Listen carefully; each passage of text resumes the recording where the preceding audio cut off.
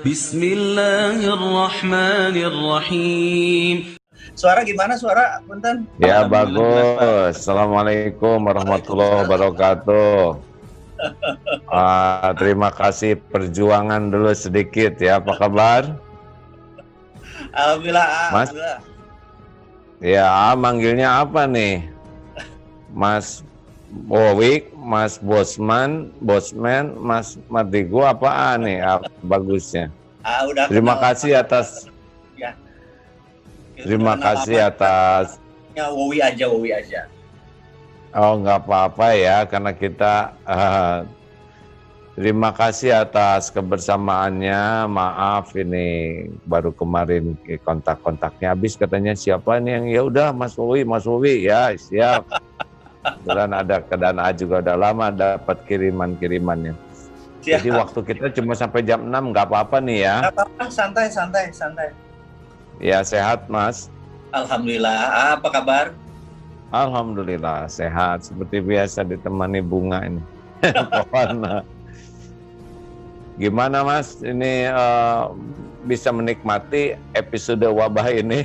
Wah, yang jelas saya belum pernah seumur-umur 3 bulan berada di rumah bersama keluarga. Ini ya syukuri, karena benar-benar selama sekian puluh tahun berbisnis, bekerja, ini adalah barokah dari sisi lain, karena mengenal sisi lain dari keluarga, dari anak, dari rumah sendiri bahkan. Berarti wabah ini bagian dari karunia bagi orang yang bisa mengambil hikmah ya. Amin. Apa aja kira-kira hikmah yang bisa didapat dari wabah ini? Saat ini kalau boleh jujur, secara pribadi saya itu melihat banyak perubahan yang ke arah positif dari sisi bisnis, tapi ya. Gak apa-apa, bebas dari mana aja. Dan karena memang sejak 3 tahun terakhir saya memang memfokuskan di dunia digital. Jadi entah mengapa ini masalah COVID ini menjadi kayak windfall. Jadi benar. Jadi windfall itu dalam artian yang tadinya misalnya omsetnya 10 gitu ya jadi 12, jadi 13 gitu ya. Dan di mana teman-teman yang belum digital ada bermasalah. Hanya itu aja, gitu aja paling yang. Jadi saya melihat dari sisi yang lain, dan saya pernah memprediksi bahwa jangan-jangan 2030 atau tahun 2030 ini ke depan, 10 tahun dari sekarang ini, kayaknya memang bisnisnya ke arah ini gitu ya. Jadi kita jadi kecepatan aja nih, yang harusnya mungkin tahun 2022, 2023 gitu ya, total dipaksa sekarang gitu ya, kita dipaksa dewasa gitu. Menarik bagi saya. Oh menarik ya, karena memang kan cara berpikir Mas Wowik ini out of the box ya. Memang banyak hikmah lah, pasti kalau Allah menakdirkan sesuatu tuh pasti kebaikan kok. Tinggal jeli atau tidak kita bisa melihatnya. Oh jadi Mas Wowik lihat yang positifnya itu adalah diantaranya bab digital ini ya.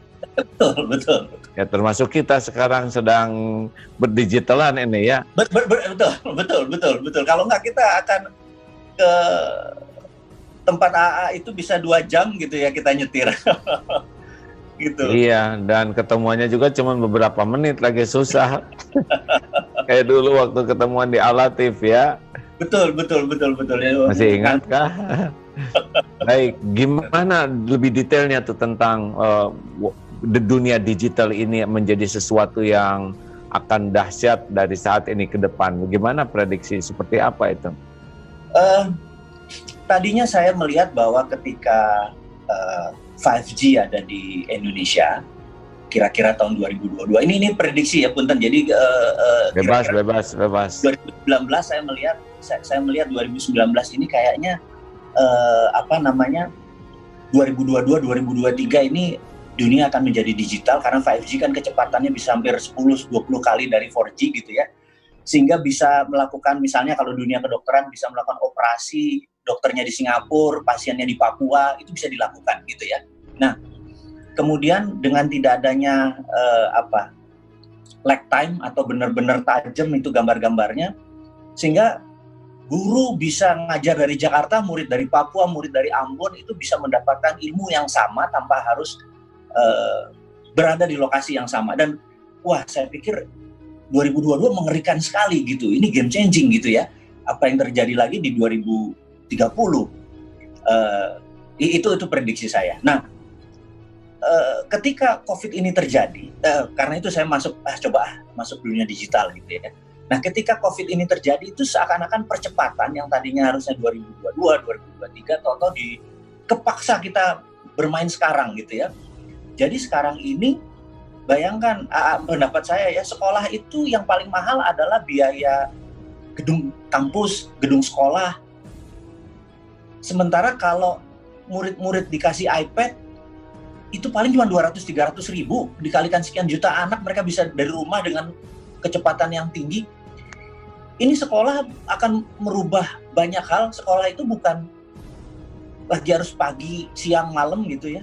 Sekolah mungkin datang ke sekolah tuh hanya untuk mempraktekkan ilmu-ilmunya. Jadi sekolah itu cuma masalah sosial, masalah praktek ilmunya gitu ya. Belajarnya di rumah gitu. Dan ini menghemat banyak hal, dia tidak harus bolak-balik keluar dari rumah, aman anak-anak dan lain sebagainya. Saya merasa ini, wah, ternyata dunia maju gitu ya. Maju itu dalam artian cepat sekali, tahu-tahu menjadi sekarang. Kaget-kaget saya. Maksud saya pikir di usia nanti kepala 6, kepala 70 hal itu terjadi gitu ya. Ternyata sekarang gitu ya. Gitu kira-kira. Ya, di antaranya lalu tentang bisnis, bagaimana kok jadi bisa untung begini bisnis? Analisa bisnis di zaman digital dipercepat ini. Jadi kita tahu ya, kita punya beberapa unit usaha yang berjual baju muslim, ada food,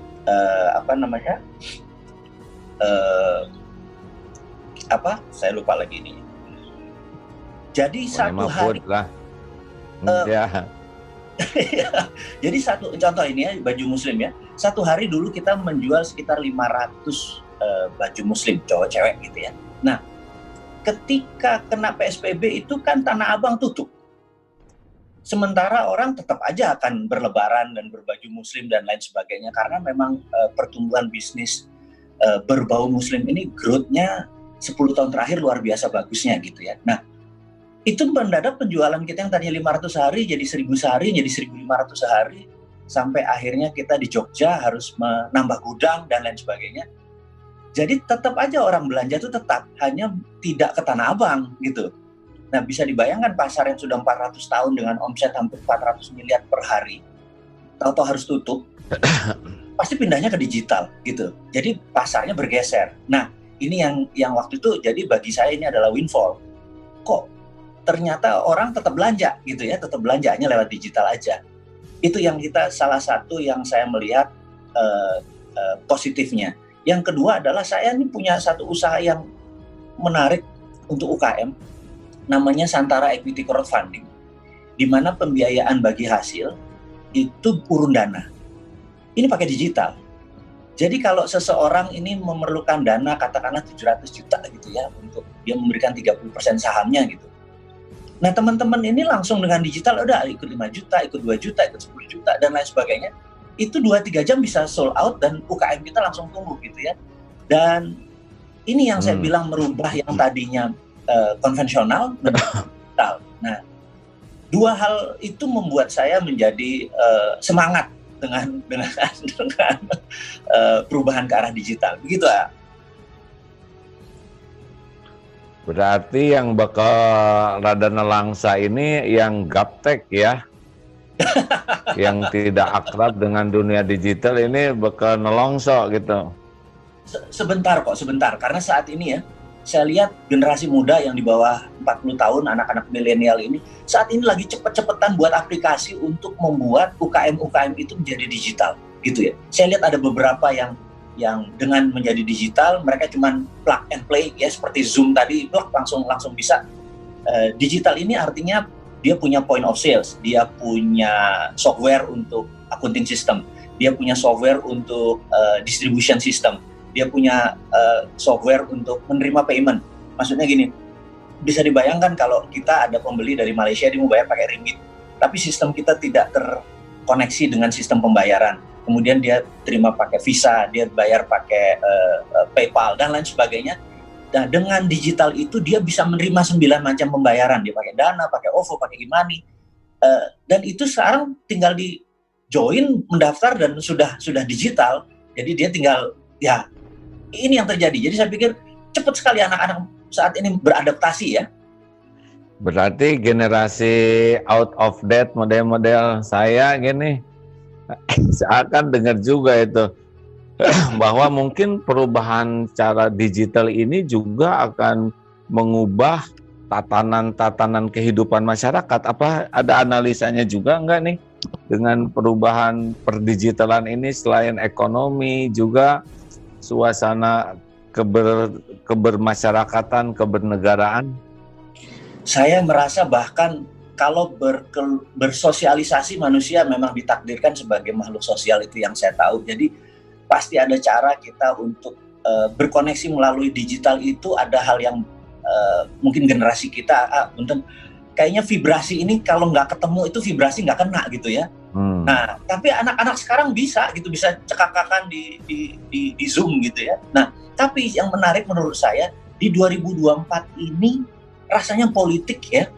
Mungkin 2024, 2022, 2020 ada pilkada daerah 2021, 2022 sampai 2024 ini akan terjadi karena digitalisasi ini begini.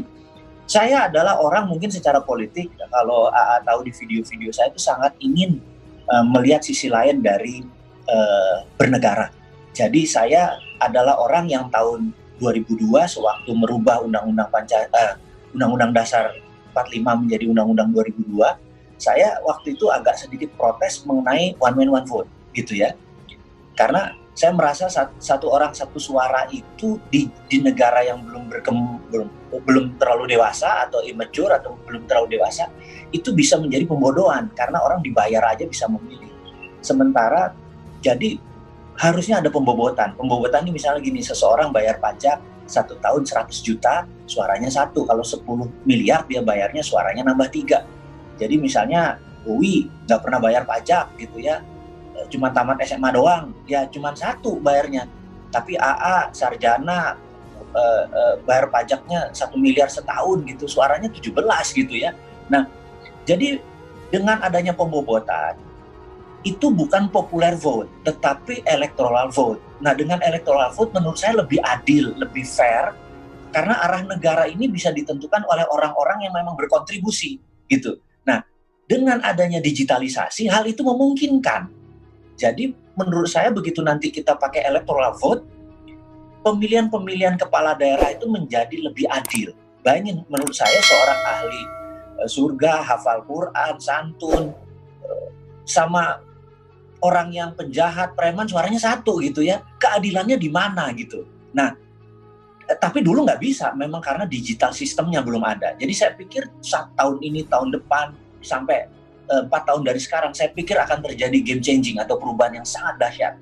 Itu pendapat saya loh, punten. Iya, nggak apa-apa, bebas berpendapat, kan nggak salah ya nggak?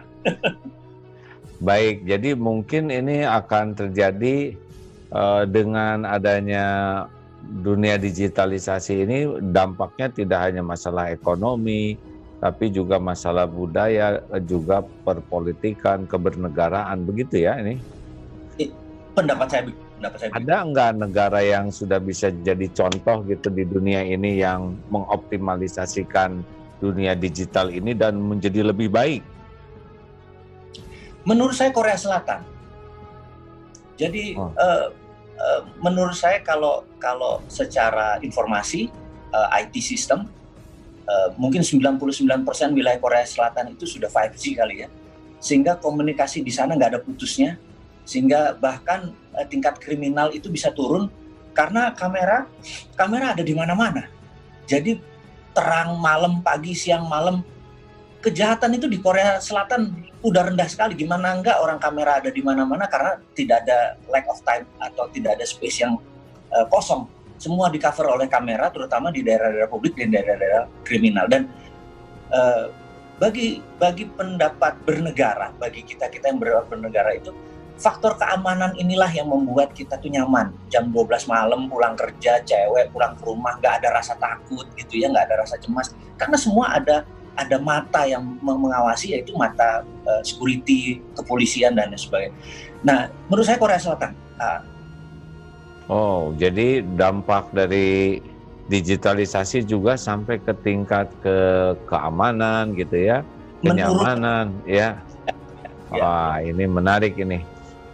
Terus apa kendalanya di negeri kita kira-kira efek digital ini yang positif dan yang negatifnya nih?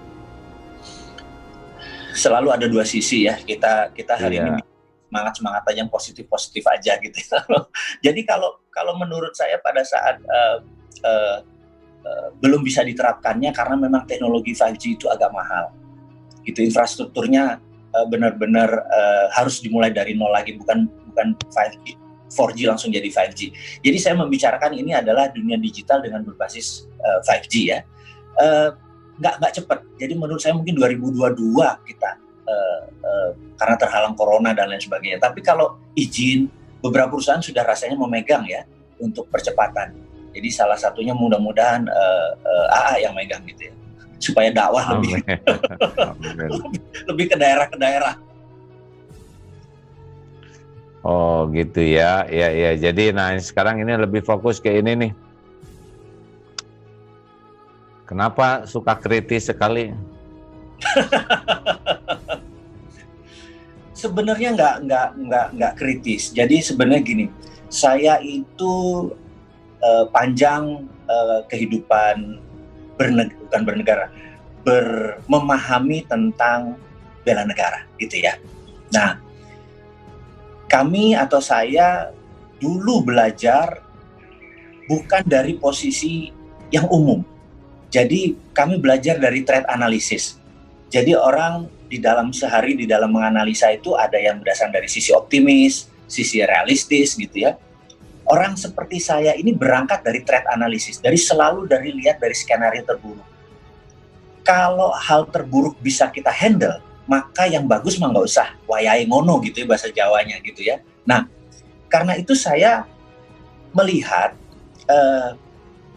beberapa tahun ini menggunakan pendekatannya optimis. Saya cuma bilang sekali-sekali melihat dari sisi threat analysis dan diselesaikan ya threat analisisnya.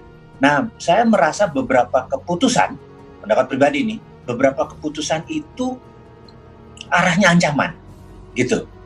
Jadi ya kita mengingatkan saja, bukannya harus memaksakan kehendak, mengingatkan saja bahwa kalau begini rupiah 17.000 nih gitu. Pendekatannya, pemahamannya begini. Kalau keputusan kebijakan luar negerinya begini, negara ini akan begini gitu dan lain sebagainya. Jadi saya cuman mengkritisi itu tidak semua bagian. Yang saya kritisi biasanya masalah ekonomi. Dan dunia saya yang tahu banyak adalah dunia oil and gas. Jadi dua itu, tapi ujung-ujungnya tetap ekonomi gitu ya. Jadi punten, kadang-kadang saya malah pengen, ayo duduk, ini loh muscle knowledge-nya gitu ya. Ya. Itu tuh ada ilmunya gitu, menganalisa atau ilmu perasaan atau penerawangan atau apa gitu. Nggak ada. Jadi ilmu di dalam threat analysis itu selalu melihat adalah bagaimana tindakan itu membuat negara itu utuh. Jadi kita ingin negara kita NKRI ini utuh. Misalnya di Departemen Pertahanan harusnya ada divisi yang namanya Badan Intelijen Pertahanan atau BIP. Atau dalam bahasa Inggrisnya adalah Defense Intelligence Agency. Di Indonesia ini tidak punya BIP, Badan Intelijen Pertahanan. Berbeda dengan BAIS, di mana dia lebih ke militer, berbeda dengan BIN, di mana dia adalah tool untuk intelijen bernegara, tapi defense, pertahanan harusnya ada. Nah, usul-usulan seperti begini terkadang membuat kebijakan-kebijakan karena tidak ada pendekatan dari kacamata pertahanan. Jadi kadang-kadang misalnya kehadiran tenaga kerja asing itu positif atau negatif? Itu menimbulkan polemik tanpa ada keputusan-keputusan strategik dari kacamata intelijen pertahanan. Toto masuk pendapat beberapa pejabat ini aman. Tapi orang seperti saya bilang enggak gitu ya. Nah, ya karena saya menganalisanya dari Badan Intelijen Pertahanan. Jadi sendi-sendi bernegara itu harusnya lengkap. Di mana saat ini pendapat saya adalah Ipolexos Budhankam, ideologi politik, sosial, ekonomi, budaya, pertahanan, dan keamanan ini 70%-nya politik. Di Indonesia terlalu berpolitik gitu. Ini harusnya balance. Ada 7 pilar bernegara itu harusnya balance. Ya 1/7 juga politik itu harusnya. Gitulah kira-kira. Ya, saya jadi ikut pening ya pagi ini ya. Nggak apa-apa, sekali-kali jamaah ikut pening serening. Nah, tetapi memang sengaja mengajak Mas Wowi ini ngobrol supaya banyak input-input baru dari berbagai pihak. Besok insya Allah Pak Umar Hadi, Dubes Korea mau undang juga nih ngobrol. Tentang nyambung dengan cerita ini ya. Jadi Mas Wowi itu bahwa menganalisa itu berdasarkan data atau apa tuh yang paling penting? Data yang kita dapat biasanya ada data lapangan, dan yang paling tersering adalah pendapat dari para ahli. Jadi kebetulan saya ini punya beberapa teman dari beberapa negara yang jadi gini ini punten lompat sedikit. Jadi kalau di Langley, jadi kalau kita ada di Virginia, ini Amerika tuh negara paling kurang ajar, di mana semua negara itu diawasi. Bahkan misalnya di Indonesia itu ada DES atau DES Indonesia itu ada 5 doktor yang kalau pejabat bicara mereka menganalisa apakah ini bohongan, apa ini beneran, apa ini tidak tahu, apa ini strategi, dan lain sebagainya. Dianalisa gitu. Terus ada laporannya. Nah, mantan-mantan mereka itu walaupun sudah tidak aktif, saya masih sering berhubungan. Terus juga dari Malaysia, dari Filipina gitu. Karena dulu sewaktu saya masih aktif di lembaga-lembaga tertentu itu mereka masih menjabat. Nah, data-data dari kacamata mereka kemudian ditambah dari berita-berita internasional. Jadi setiap hari saya nonton CNN, Bloomberg, Fox gitu ya, terus Russian Today. Kita melihat dunia memandang Indonesia bagaimana gitu. Kadang-kadang ini menakutkan dari kacamata itu. Karena itu kita mengingatkan gitu. Saya sih merasa kayaknya di lingkaran pejabat negara yang seteliti itu atau seperduli itu sama saya kayaknya nggak terlalu banyak. Jadi saya ya udah bunyi aja lewat udara gitu. Data-datanya pasti data lapangan, pasti valid. Ya, berarti tidak asbun lah ya, tidak asal bunyi, tidak nggak berani ya. Nah, ngomong-ngomong sudah ada yang negur belum ini? Sudah ada yang mengingatkan, hei jangan banyak bunyi, jangan banyak itu. Teman-teman malah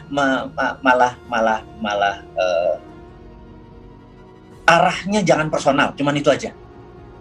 Jadi jangan personal karena kalau personal itu ada undang-undangnya gitu ya. Nah karena itu kita ngomongnya global, kita ngomongnya tidak menyinggung individu. Iya demi bernegara sekali lagi. Saya pikir saya juga harus bertumbuh ya. Karena itu mulai mungkin sejak 2 bulan terakhir saya tidak pernah menyebutkan organisasinya atau namanya yang dimirip-miripkan, lebih enak global. Tapi tujuannya ini bukan untuk mengkritik negatif. Tujuannya adalah kecintaan kita, cara berkontribusinya begitu gitu ya. Nggak ada niatan untuk, satu lagi harus diingat, nggak ada niatan saya untuk berpolitik.